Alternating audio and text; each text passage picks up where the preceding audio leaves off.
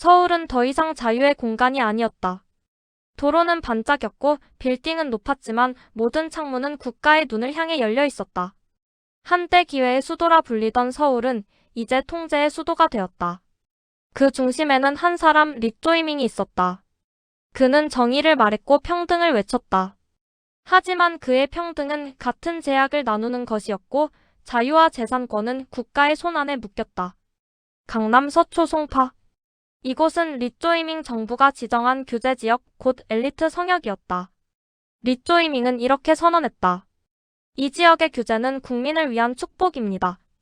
아이러니하게도 이 축복 덕분에 아파트 한 채 가격이 수억 원씩 상승했다. 규제는 외부인의 접근을 막는 동시에 엘리트 거주자의 재산을 폭발적으로 불려주는 장치였다. 엘리트 주민들은 규제를 감사하게 여겼다. 언론은 이를 정책의 성공이라 칭송했다. 하지만 외곽 임대주택 단지의 시민들은 단 한 조각의 피자 쿠폰만 받았다. 배부른 국민이 행복한 국민입니다. 같은 사회에서 수억을 버는 사람과 피자 한 판으로 위안을 받는 사람이 공존했다. 릭조이밍은 이를 평등 정책이라 포장했다. 그러나 시민들은 웃음을 지으며 한숨을 삼켰다. 도심 외곽 임대주택 단지에서는 하루가 반복되었다. 주소 이전은 국가 허가 없이는 불가능했고 임대 갱신 또한 정책 순응도에 따라 결정되었다. 청년 세대는 더 이상 집을 꿈꾸지 않았다. 그들은 온라인 가상 부동산에서만 집을 사고 팔았다. 현실의 집은 국가가 정한 임대권에 묶여 있었다. 우리 집은 내 것이 아니라 국가의 창고 한 칸입니다. 경제적 자유는 사라졌고 삶은 예측 가능했지만 숨쉬는 자유는 사라졌다. 릭조이밍은 부동산으로 돈을 버는 행위를 투기로 규정했다. 1주택자조차 범법자가 될 수 있었다. 국민이 집으로 돈을 벌 때 국가는 가난해진다. 정부는 1가구 1임대 승인제를 도입했다. 집을 사려면 국가 허가가 필요했고 승인이 늦으면 다른 사람이 구매했다. 부동산은 재산이 아니라 충성의 증표가 되었고 집 없는 시민은 임대주택에서 통제받았다. 그해 여름 국정자원청 건물에서 화재가 발생했다. 밤늦게까지 일하던 수십 명이 연기 속에서 탈출을 시도했지만 많은 이가 목숨을 잃었다. 헬리콥터가 구조 작업을 했고 구조 요청과 비명은 곳곳에서 들렸다.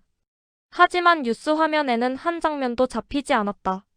대신 시민의 눈에는 환하게 웃는 릭조이밍과 도란뿌의 악수 장면만 전달되었다. 릭조이밍은 붉은 조명 아래에서 말했다.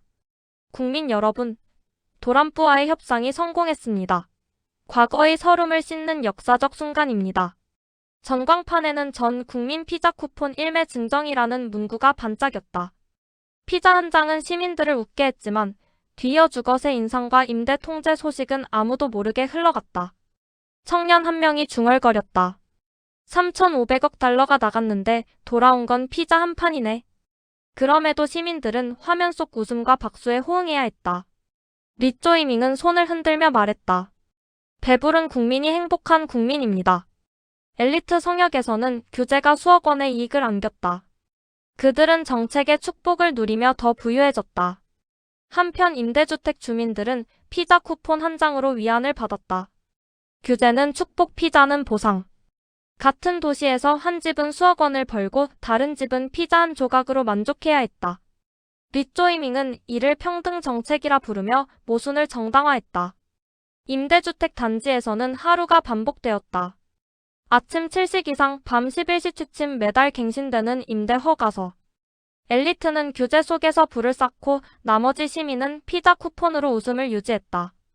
평등과 정의, 자유와 소유권은 이름만 남았고 릭조이밍은 TV 화면 속 웃음과 피자 쿠폰으로 체념과 환호를 장악했다.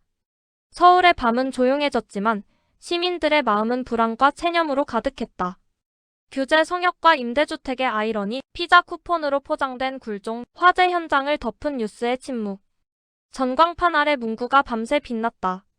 배부른 국민이 행복한 국민이다. 그 문장은 릭조이밍이 남긴 마지막 유산이었다.